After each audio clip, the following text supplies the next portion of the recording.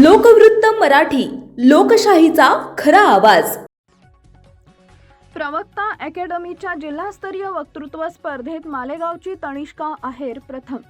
नाशिक येथील लेखानगरमध्ये प्रवक्ता अकॅडमीतर्फे आयोजित करण्यात आलेल्या जिल्हास्तरीय वक्तृत्व स्पर्धेत जिल्हाभरातील विविध शाखांमधील 100हून अधिक विद्यार्थ्यांनी उत्स्फूर्त सहभाग नोंदवला।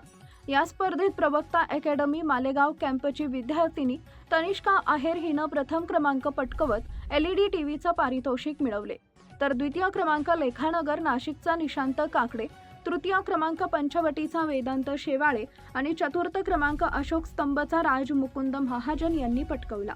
स्पर्धेतील सर्व विजेत्या विद्यार्थ्यांचा मान्यवरांच्या हस्ते पुष्पगुच्छ व सन्मानचिन्ह आकर्षक पारितोषिके देऊन गौरव करण्यात आला। कार्यक्रमाला प्रवक्ता अकॅडमीचे जिल्हा प्रमुख अरुण सैंदाणे प्रमुख अतिथी म्हणून उपस्थित होते।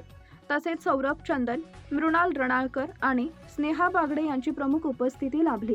यावेळी विद्यार्थ्यांना मार्गदर्शन करताना मान्यवरांनी सांगितले की अशा वक्तृत्व स्पर्धांमुळे विद्यार्थ्यांमध्ये आत्मविश्वास, प्रभावी संवाद कौशल्य, नेतृत्व गुण आणि सार्वजनिक वक्तृत्वाची कला विकसित होण्यास मोठी मदत होते।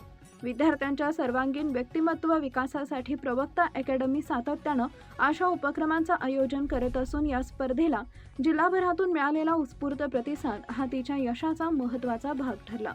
मुख्य संपादक भूषण पवार।